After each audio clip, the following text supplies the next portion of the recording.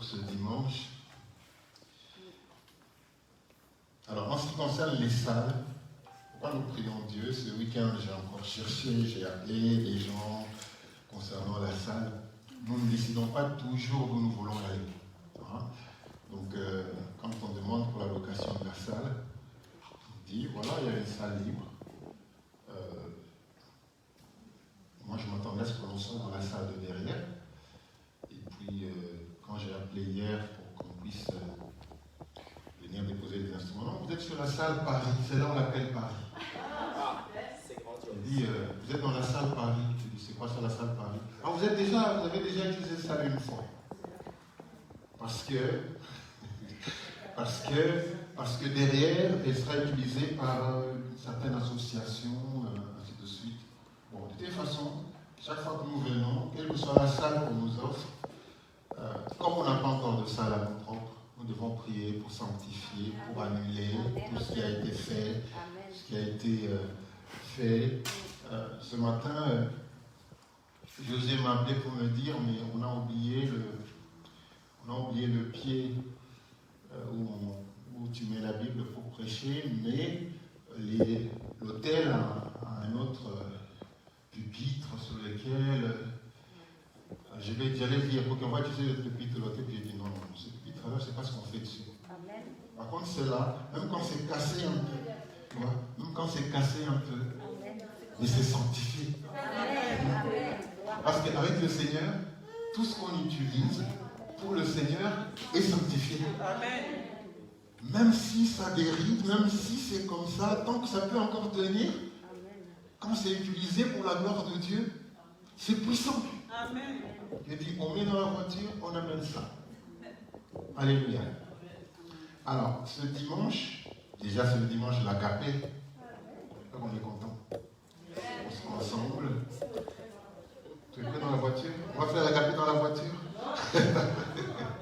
D'accord.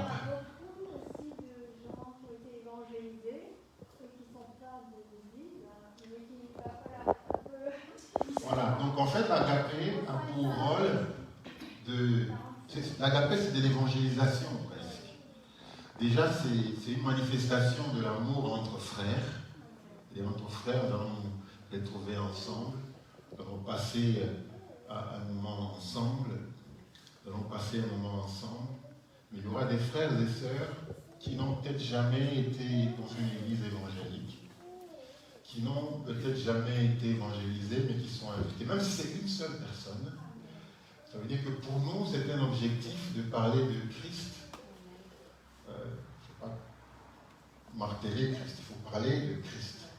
Essayer d'échanger, de montrer que c'est une rencontre des frères et des sœurs en Christ, d'évangéliser. Parce qu'il y a des gens, finalement, peut-être qu'ils n'attendaient que ce moment-là, pour finalement se dire, je vais aller voir ce qui se passe là-bas. Donc toute occasion, toute opportunité est bonne pour nous. Donc nous serons ensemble pour ceux qui ont prévu d'être là, je vous y invite. Nous allons passer quelques temps. On a organisé ça chez notre sœur Karine. Donc nous allons nous retrouver là-bas en tant que frères et sœurs. Nous allons échanger, nous allons parler, nous allons nous reconforter, nous encourager. C'est ça, frères et sœurs, le rôle de l'Agape. Amen. Amen. Alléluia. Amen. Est-ce qu'on est là? Amen. Bon retour à ceux qui étaient en vacances. Je sais qu'il y en a qui vont partir. Nous bénissons le Seigneur pour cela. Alors, ce mois d'août, je voudrais que l'on parle de l'Église. De l'Église. Je voudrais qu'on parle de l'Église. Quel est son rôle? Parce que beaucoup de gens, frères et sœurs, ne connaissent pas le rôle de l'Église. C'est pourquoi vous les voyez en train de se mettre ensemble dans des histoires dont ils ne connaissent ni le début ni la fin.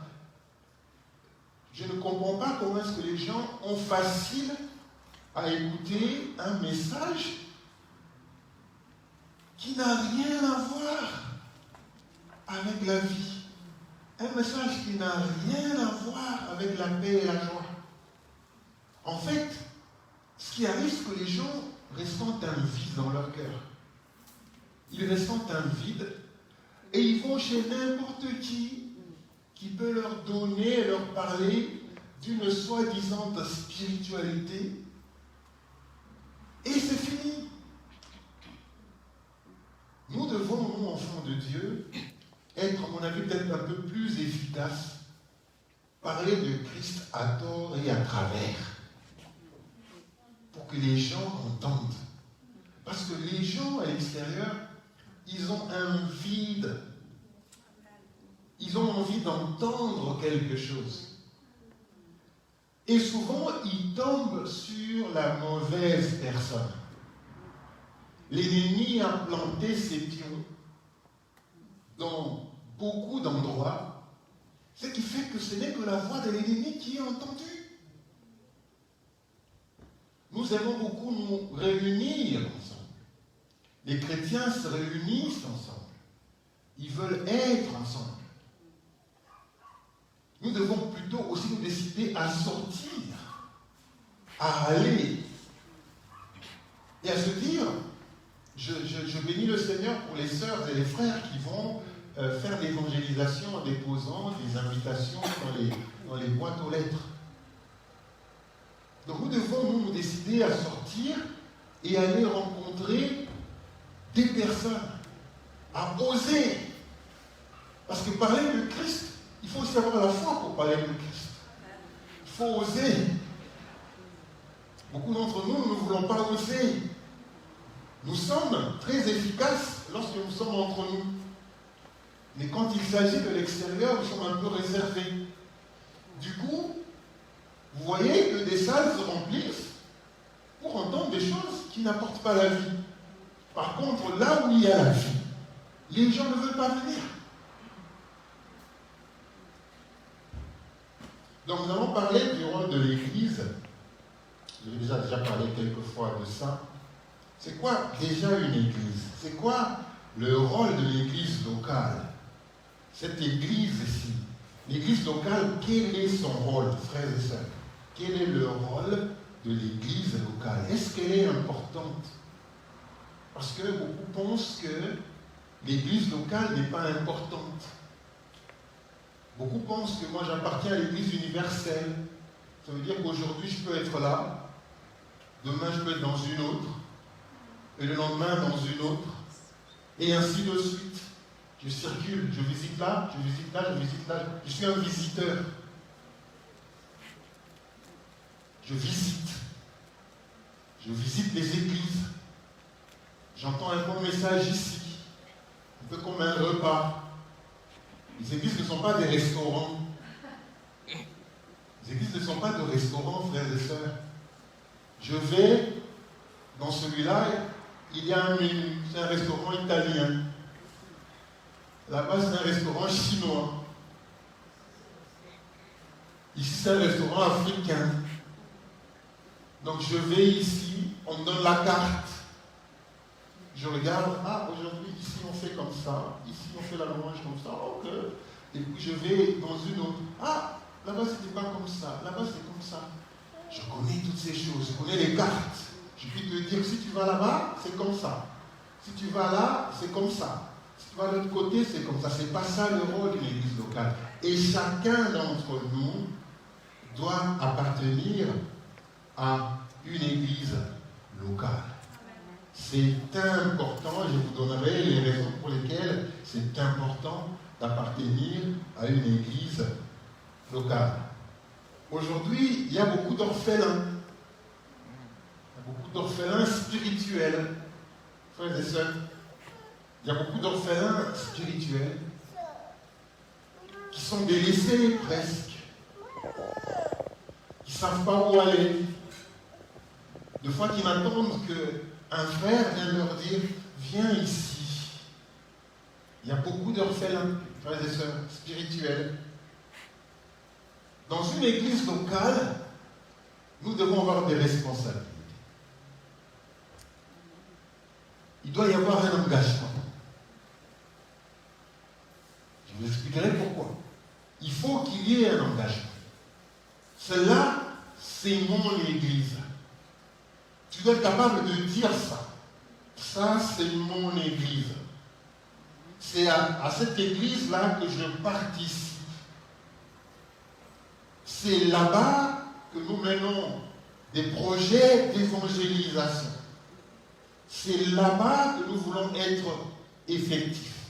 C'est à partir de là que nous allons gagner cette ville de Colmar. Il faut qu'il y ait une certaine identification. L'apôtre Paul a écrit à l'église d'Éphèse, l'église de Galate, l'église de Thessalonique, l'église de Corinthiens. Frères et sœurs, il a écrit à Timothée. Il a dit que c'était des frères et des sœurs qui appartenaient à une congrégation. Ça veut dire que lorsque tu participes à la vie d'une église locale, tu es identifié.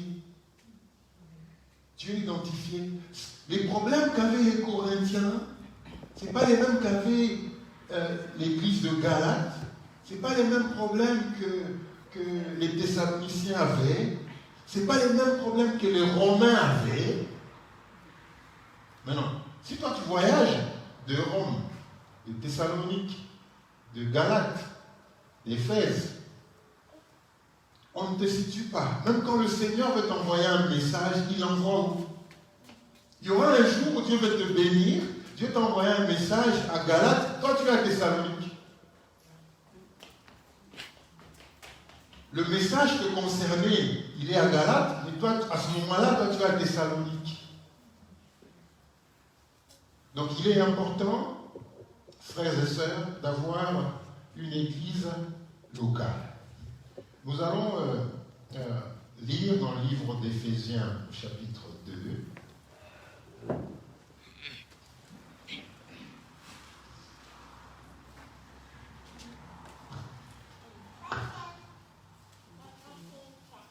19 à 22. Éphésiens chapitre 2.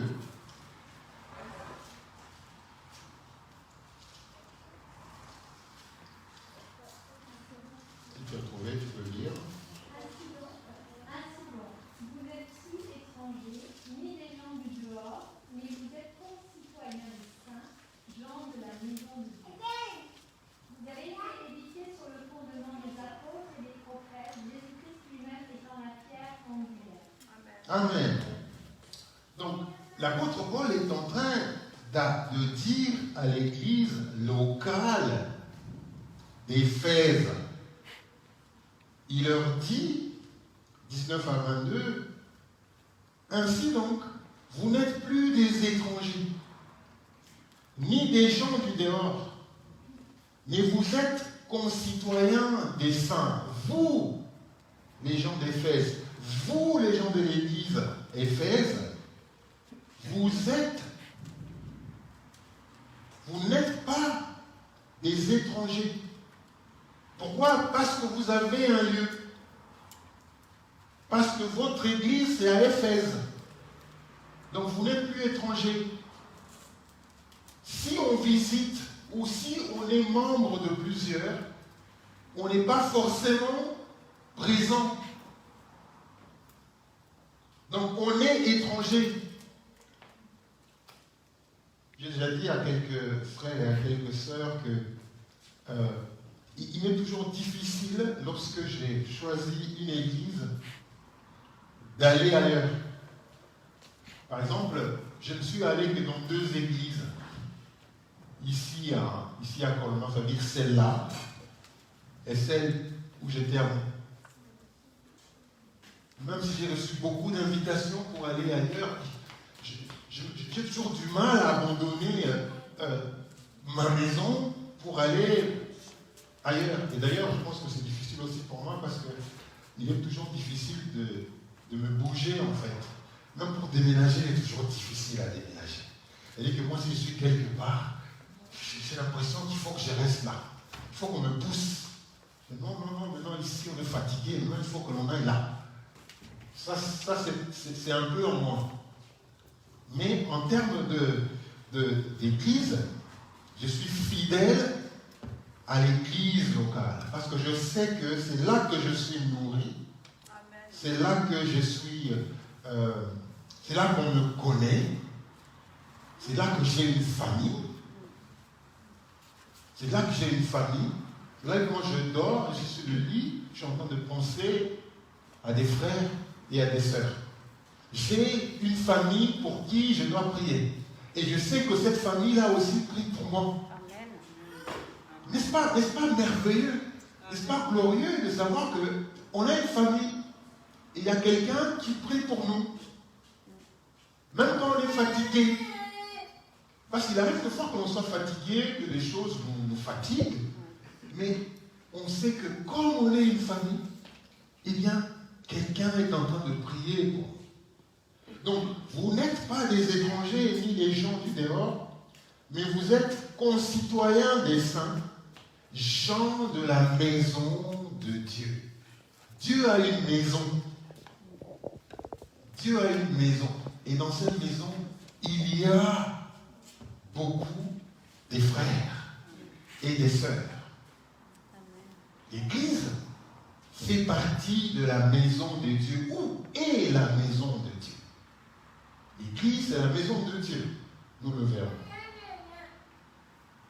Vous avez été édifiés sur les fondements des apôtres et des prophètes. Jésus-Christ lui-même étant la pierre angulaire. En lui, tout l'édifice bien coordonné s'élève pour être un temple saint dans le Seigneur. En lui, vous êtes aussi édifiés pour être une habitation de Dieu en esprit. Frères et sœurs, nous sommes une maison de Dieu. Nous sommes une maison de Dieu. L'église locale, c'est notre maison. C'est là que nous apprenons à, frères et sœurs, à nous aimer les uns les autres. L'église locale, c'est comme un laboratoire. C'est là que l'on sent si on aime le frère ou pas. Vous savez, frères et sœurs, j'ai constaté, et beaucoup avec moi, c'est que souvent, c'est pas l'amour que nous manifestons les uns les autres. C'est seulement... les gens se supportent en fait. Les gens se supportent. Nous devons tout faire pour que nous puissions développer l'amour entre nous. Parce que souvent les gens se supportent. Les gens sont seulement polis les uns envers les autres. Est-ce que je parle à quelqu'un ce matin? Je parle à quelqu'un ce matin. Souvent on se supporte, mais on n'a pas encore atteint le niveau de dire nous nous aimons les uns les autres. On se supporte. Oh, dans l'église, nous devons nous aimer les uns les autres. Il y a trop de politesse, mais moins d'amour.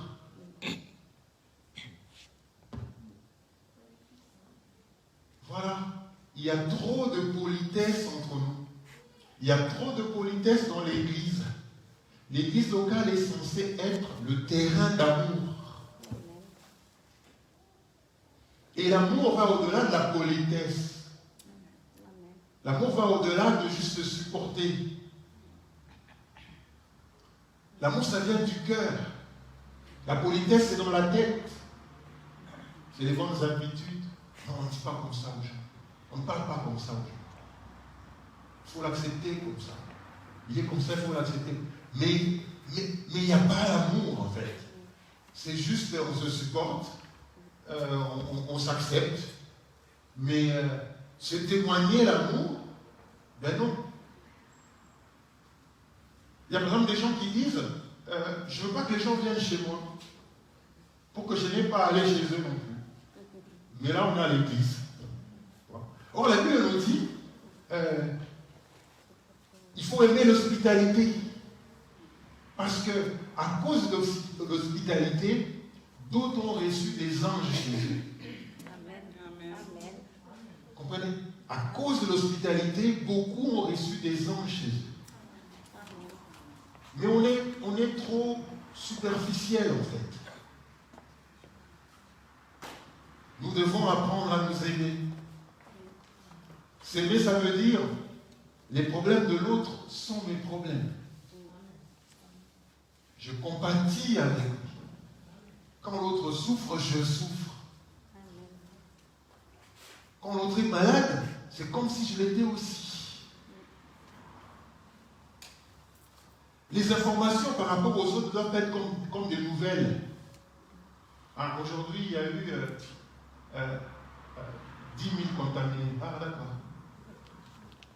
Et demain, aujourd'hui c'est combien? Aujourd'hui c'est 15 000. Ok. Non. Telle sœur ne va pas bien. Pourquoi elle ne va pas bien? Qu'est-ce qu'il y a? Est-ce que je peux aider? Est-ce que je peux aller compatir avec? Est-ce que je peux aller pleurer avec? Est-ce que je peux aller faire? Ça, on dépasse juste le temps de la politesse. Beaucoup d'entre nous dans l'église, nous confondons la politesse à l'amour. L'amour, ça va au-delà de la politesse. Se supporter. Oh, celui-là aussi, il exagère. Non, en famille, on n'exagère pas. Quelqu'un peut être bien aujourd'hui et demain, il y a une nouvelle qui fait qu'il est mal à l'aise. Il faut que tu ailles écouter. Qu'est-ce qu'il y a? Est-ce qu'on peut aider? Est-ce qu'on peut faire quelque chose? Des fois, ce n'est pas question de spiritualité seulement. L'église, ce n'est pas seulement la spiritualité. Frères et sœurs, l'église, ce n'est pas seulement la spiritualité. L'église, c'est la communion. L'église, c'est l'amour. Parce que si on veut être trop spirituel, et moins dans la communion, l'église, c'est une coquille vide. Où les gens viennent, ils prient en langue, et puis après, ils partent. Et puis après, quand on sort, on voit un frère qui a un problème, et tout le monde le regarde, et tout le monde passe. Mais on a été dans l'esprit. Non, on doit développer. Et ça, c'est dans l'église locale. Parce que si tu aimes ton frère, ou si tu aimes tes enfants, mais c'est normal. Encore que. Si tu n'aimes que ceux qui t'aiment, ou si tu ne donnes qu'à ceux qui te donnent, l'autre là, il fait pareil. Donc, l'église locale est importante, frères et sœurs. C'est là qu'on apprend à nous aimer. Bien sûr, on peut commencer par se supporter, et puis à cause de la connaissance, à cause de la parole de Dieu, on arrive finalement à s'aider. Parce que, là, en définitive, nous devons apprendre à nous aimer. Il faut qu'on soit pour aujourd'hui parce qu'il y a l'agapé. Alors, l'église locale, premièrement, elle vous identifie comme un vrai chrétien. À l'extérieur, lorsque nous rentrons dans nos maisons, nos voisins, ils nous voient dimanche sortir, aller, une fois peut-être avec la Bible, sans plus. Mais l'église locale vous identifie comme étant un vrai chrétien. Nous lisons Jean 13, verset 35.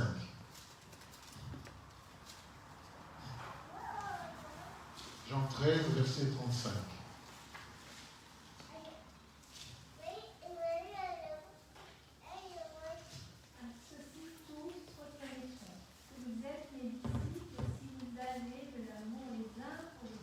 Alléluia. Donc, elle nous permet de nous identifier comme des vrais chrétiens. À ceux-ci, tous les chrétiens, comme les non-chrétiens, tous connaîtront. Ce n'est pas parce que je prends ma Bible que je suis chrétien. Ce n'est pas non plus quand vous m'avez l'autre livre là. Ah, lui, il est comme ça. Non. À ceux-ci, tous connaîtront que vous êtes mes disciples si vous avez de l'amour les uns pour les autres. Seul moyen de savoir que nous sommes disciples de Christ, ce n'est pas parce que nous avons spirituellement parlé en langue, ou que nous avons fait ça, mais lorsque nous avons démontré de l'amour les uns envers les autres. Mais Seigneur, c'est en ton nom que nous avons chassé les démons, c'est en ton nom que vous avez prophétisé, c'est en ton nom que nous avons guéri les malades. Retirez-vous de moi, je ne vous connais pas. Le Seigneur dira. Parce que on va faire des choses spirituelles, mais le cœur peut-être n'y est pas. D'ailleurs, la Bible dit que même quand vous aurez la foi pour déplacer les montagnes, même quand vous aurez vendu tout ce que vous avez pour donner aux pauvres, même quand vous aurez prophétisé à des millions, et si vous n'avez pas l'amour, tout cela n'est rien. Donc, l'amour est le gage de la reconnaissance de disciples.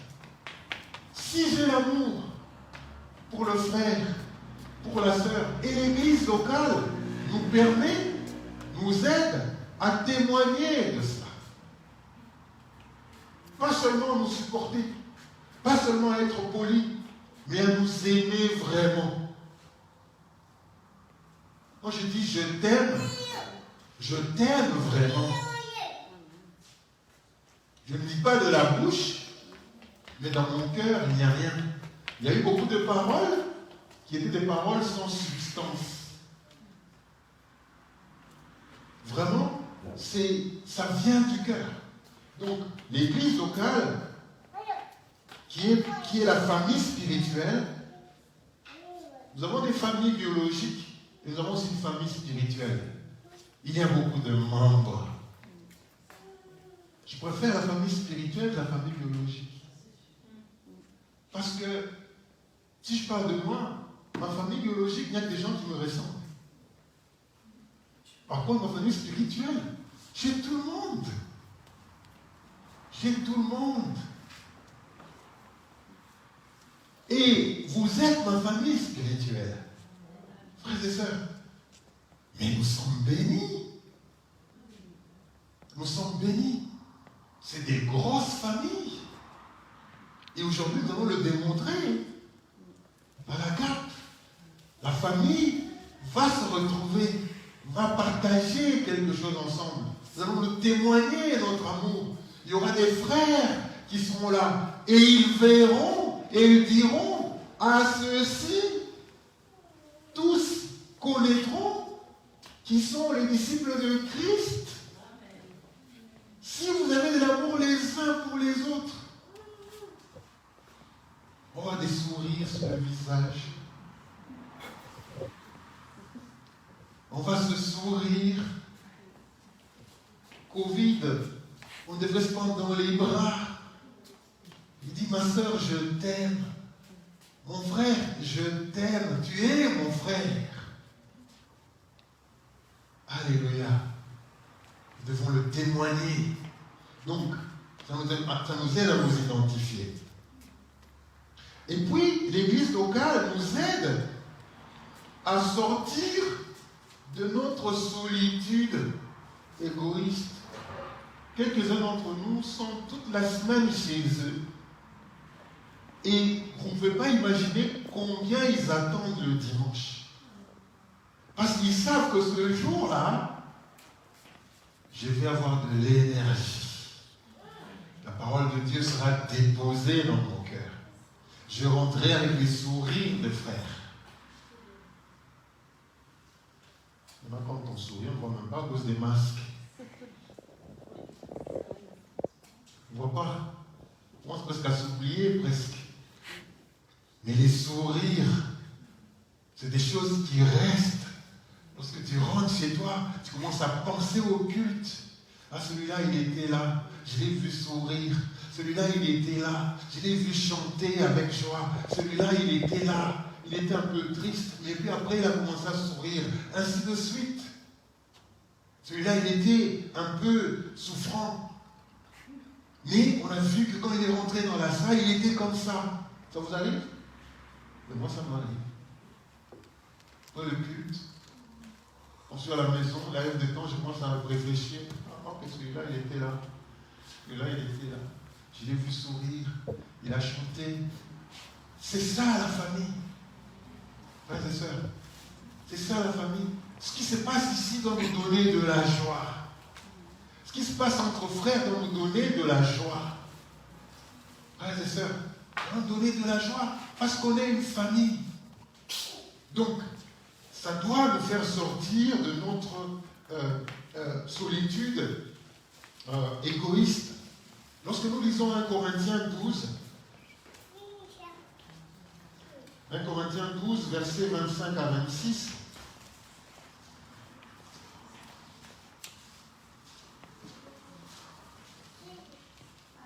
afin qu'il n'y ait pas de division dans le corps, mais que les membres également soient les uns des autres.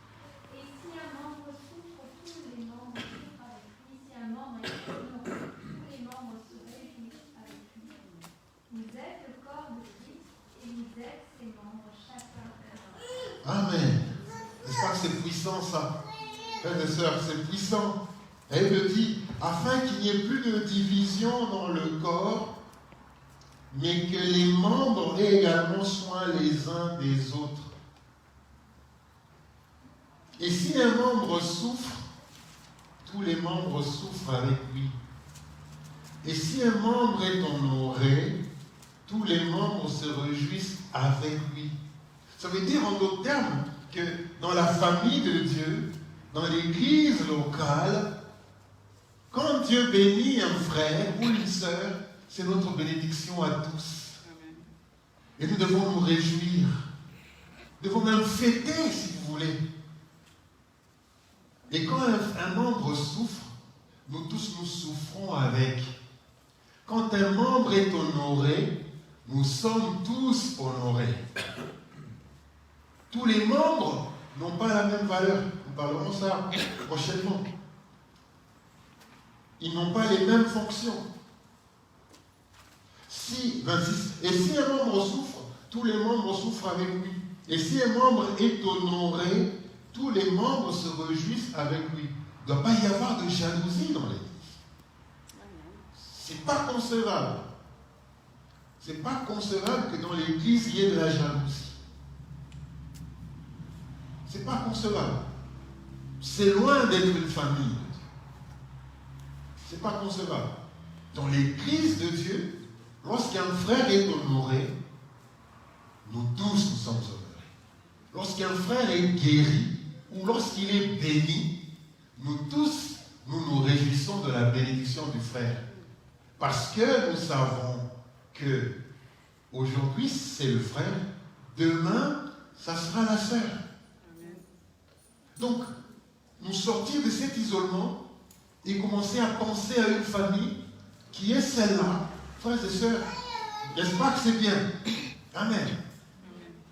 Vous êtes le corps du Christ et vous êtes ses membres, chacun pour sa part. Troisièmement, dans l'église locale, c'est le lieu où nous développons nos muscles spirituels. Si nous sommes un corps se développe. Un enfant ne reste pas enfant toute la vie. Lorsque un parent constate que son enfant ne grandit pas ou ne grandit plus, ça devient source d'inquiétude. Parce que tout celui qui donne naissance à un enfant, il espère que cet enfant puisse grandir pour un jour devenir autonome. Frères et sœurs. Et dans la famille de Dieu, l'église locale nous permet donc de grandir.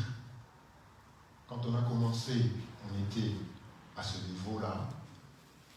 Et à ce jour-ci, on est à ce niveau-ci parce qu'on a compris combien est l'amour de Dieu. On a compris comment vivre avec les frères. Quand on a commencé, on était un peu sauvage.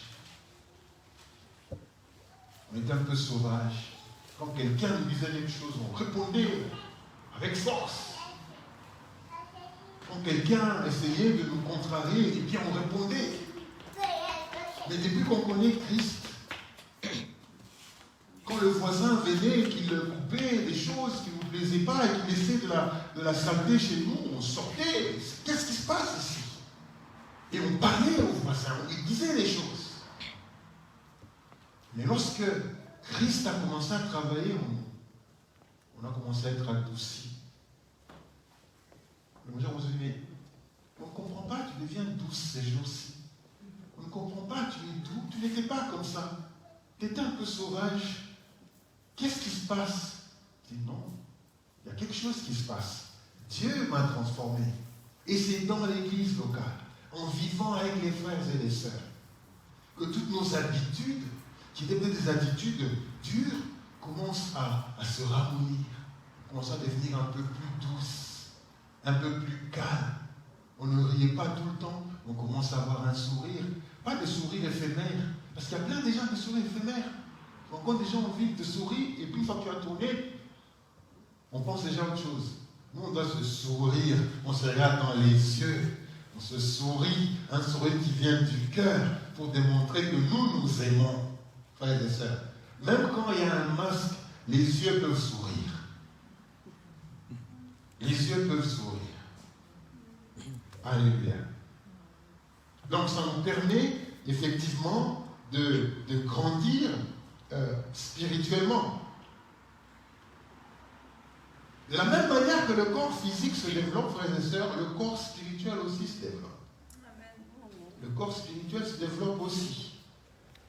Et lorsque nous appartenons à une famille, qui est cette famille ici, nous ne venons pas juste pour venir, nous venons parce que nous voulons être avec les frères, nous voulons connaître le frère, il vit comment, on ne vient pas comme des îles, il y a plusieurs îles, on est une église, mais il y a plusieurs îles, chacun est là. Et quand quelqu'un d'autre vient, on ne le laisse pas. Lorsque nous avons de la visite, par exemple, lorsque quelqu'un nous visite, quelqu'un vient pour la première fois, mais c'est quelqu'un qui vient visiter la famille. On ne va pas le laisser comme ça. Il faudrait que cette personne, lorsqu'elle rentre, elle se dise, j'ai rencontré des frères, j'ai vu des sourires sincères, j'ai vu comment on m'a accueilli, j'ai visité d'autres endroits, mais à cet endroit-là, j'ai senti qu'il y avait l'amour. Là-bas, j'ai senti que les frères pouvaient m'accepter, m'aimer tel que je suis. Frères et sœurs, c'est ça une église. Et ça, on n'a pas besoin d'être spirituellement élevé pour témoigner l'amour. Parce que ce que Dieu veut voir, c'est l'amour. Lisons pour terminer Ephésiens 4, verset 16.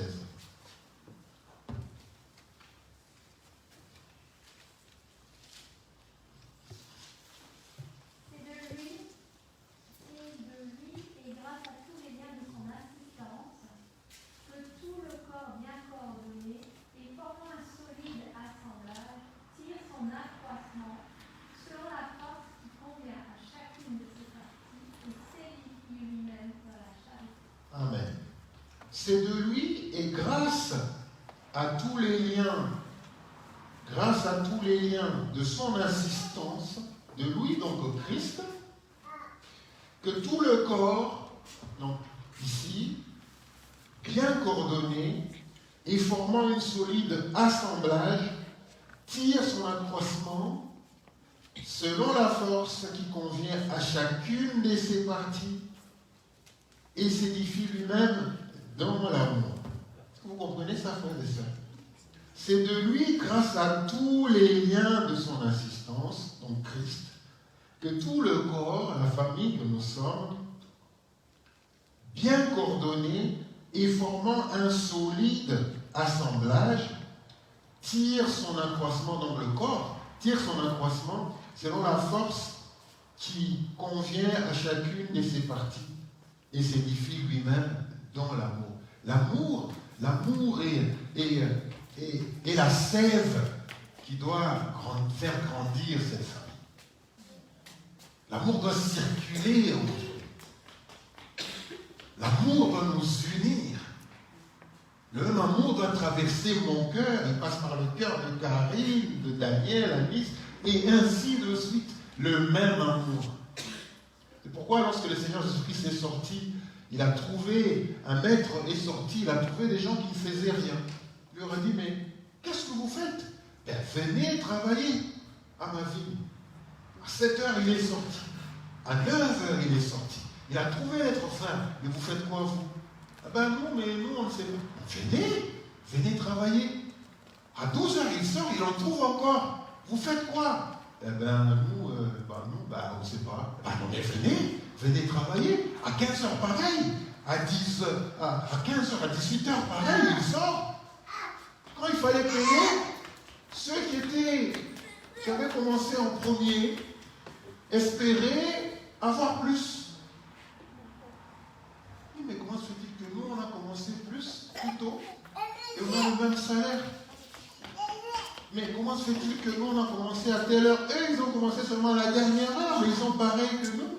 Et l'amour de Dieu est comme ça, frères et sœurs. L'amour de Dieu est indivisible. C'est l'amour de Dieu. L'amour de Dieu est indivisible. Il n'y a pas ceux qui ont commencé avant, je vais les aimer plus, et puis d'autres. Non, Dieu nous aime de la même manière. Nous devons accueillir les familles. Celui-là, il vient de s'ajouter à notre famille. Celui-là, c'est le petit dernier. Je ne sais pas, peut-être c'est l'avant-dernier. Ainsi de suite. Chaque fois qu'il y a quelqu'un, c'est le dernier qui s'est ajouté à la famille. Et puis il y a un autre qui s'est ajouté à la famille. On l'accueille, viens. Tu fais maintenant partie de cette famille. On a la joie de t'accueillir, quel que soit ce que tu es, quel que soit ce que tu fais, quels que soient les manques que tu as. Viens, tu appartiens à notre famille. Frères et sœurs, bénissons le Seigneur. Nous avons témoigné notre amour les uns pour les autres cet après-midi. Pour ceux qui seront là, c'est des activités auxquelles j'invite l'Église à être là. D'ailleurs, nous devons les organiser assez régulièrement pour essayer de se retrouver, de se parler, de partager. Comme on n'a pas toujours le temps de nous visiter dans nos maisons, les activités pareilles sont des activités importantes pour pouvoir bénir le Seigneur. Donc que Dieu nous bénisse. Amen. Jean?